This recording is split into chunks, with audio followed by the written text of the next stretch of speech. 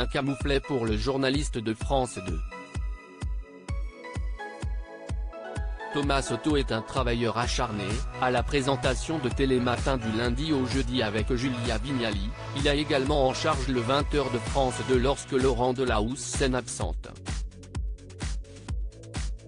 S'il apprécie l'exercice, Thomas Soto a moins aimé la décision prise par la rédaction de l'écarter du magazine 20h30 le dimanche, pour lequel il remplaçait également le titulaire lorsque celui-ci était en vacances, du moins jusqu'en février dernier.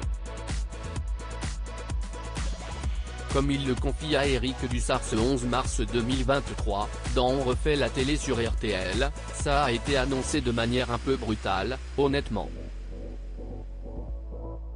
J'étais en train de préparer le 20h30 avec Stéphane Echer et on m'a dit que les règles changeaient.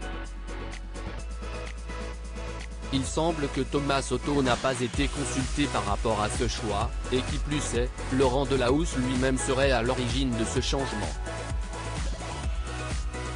Ça faisait 6 ans que ça se passait comme ça. Mais là, la règle a changé.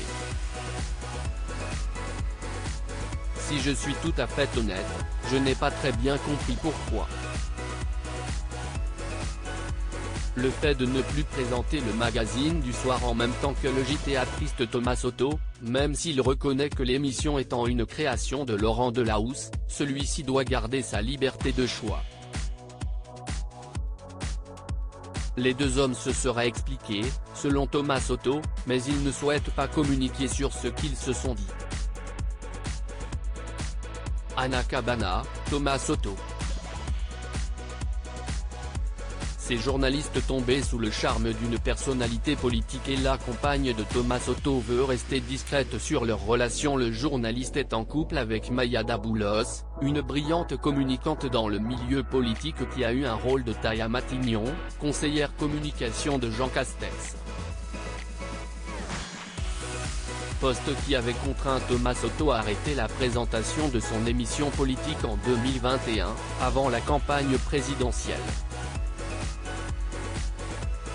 Depuis, la quadragénaire a été nommée présidente exécutive de Havas, l'un des plus grands groupes de communication au monde.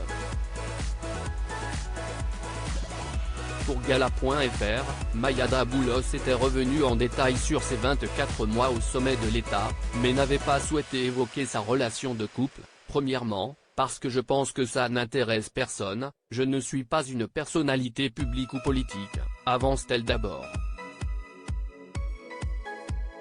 Deuxièmement, quand on décide d'exposer sa vie privée, il faut en assumer les conséquences au sens large, c'est-à-dire exposer ses proches, complète-t-elle, arguant qu'elle préférait largement parler de son métier qui la passionne.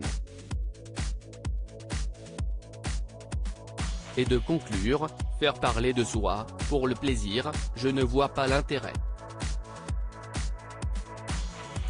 Crédit photo. RTL Twitter Éric Dussart.